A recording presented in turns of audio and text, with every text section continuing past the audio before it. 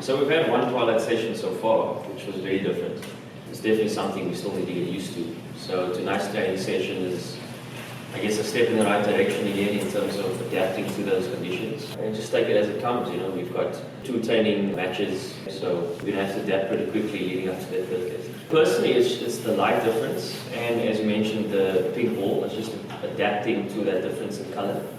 I think that's going to take a few sessions of training. It hasn't been too big a difference, but it is a difference in adapting to it. So, as I said, it's just going to take a few training sessions to get used to.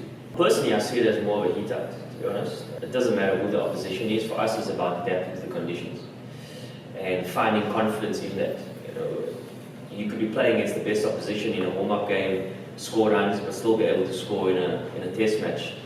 So I'm not reading too much into who we play against. As I said, it's just about adapting to conditions. Well, it's the best we've had on any tour, to be honest. I can't recall, this amount of time before a test match on any tour. So I think this is the best preparation we're going to have in terms of the schedule that we have for this season. So we're pretty happy with it. It's one of the better stadiums around in world cricket, and it's obviously been spiced up a bit in terms of the latest renovations of the last few years. So it's definitely a venue that I thoroughly enjoy.